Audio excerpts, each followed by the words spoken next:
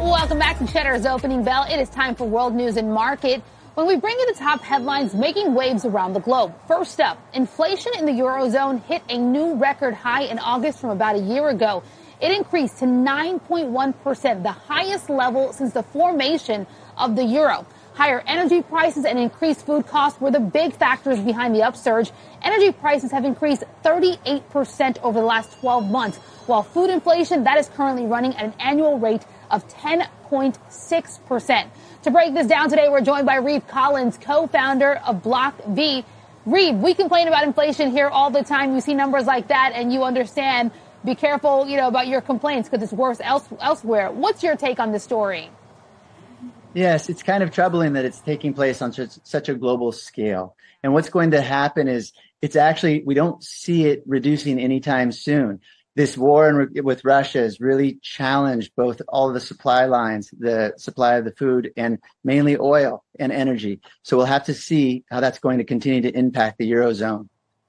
Part of what moved the markets yesterday to the downside was European central banks indicating they might need to get more aggressive, more hawkish on on rate hikes in order to tamp down on inflation.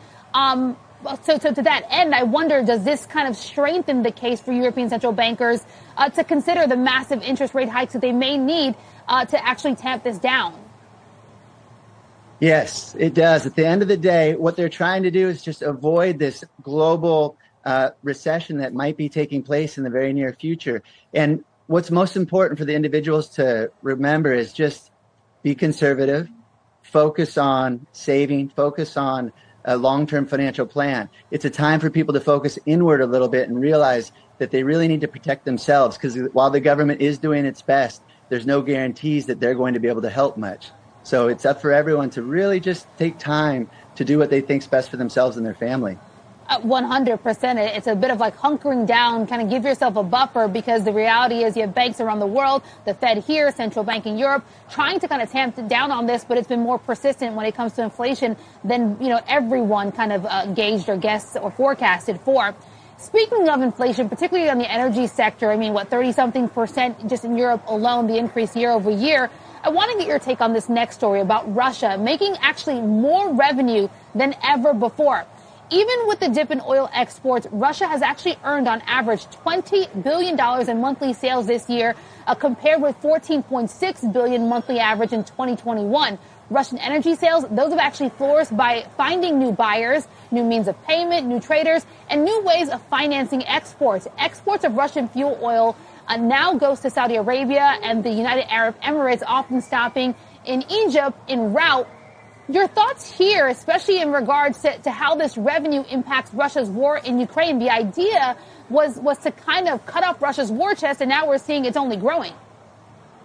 Yes, hard times creates ingenuity, and you're seeing that every day with Russia when they are trying to escape these sanctions, and these new alliances are formed and they're strengthened because Russia has a lot of assets. It has massive oil energy reserves, and a lot of the rest of the world depends upon it. And so those allies they had in the past that weren't quite so dependent or didn't have the opportunity to capture this much of Russia's resources, they're now forming stronger ties and figuring out ways around the U.S. sanctions.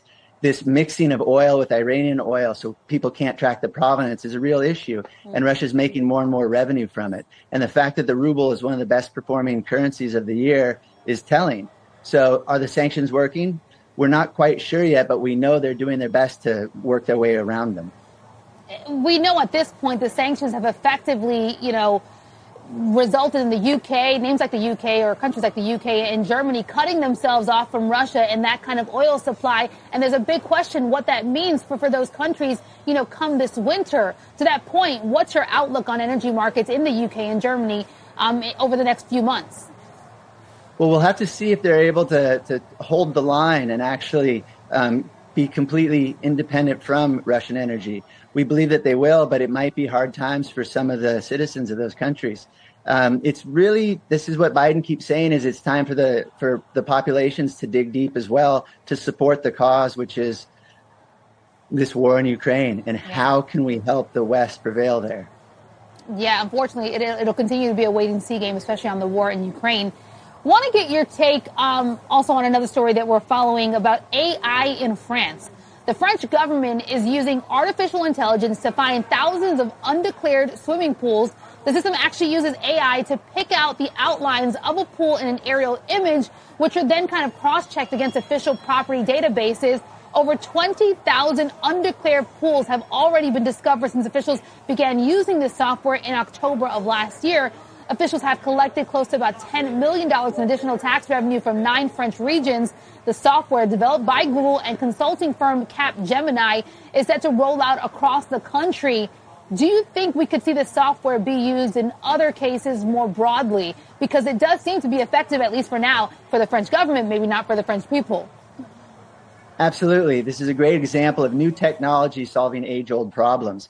It's one that people aren't so happy about because they were trying to avoid taxes, but they're going to implement more and more technologies to ensure that doesn't happen, because now the governments are getting desperate. They need the capital. Look at the U.S. They're adding 87,000 IRS agents because they actually need to increase their revenue.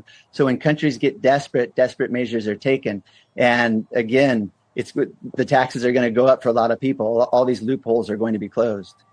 Anytime I see a story involving AI and technology like this, while it does have a proven case to it, there is always the concern around privacy. When you look at this kind of tech and that level of concern around privacy that exists and maybe pessimism around AI, what are your thoughts there? Look, technology is always going to advance and enable us to do new, different, and greater things. Take the blockchain, for example. It's truly going to change the way the world does business.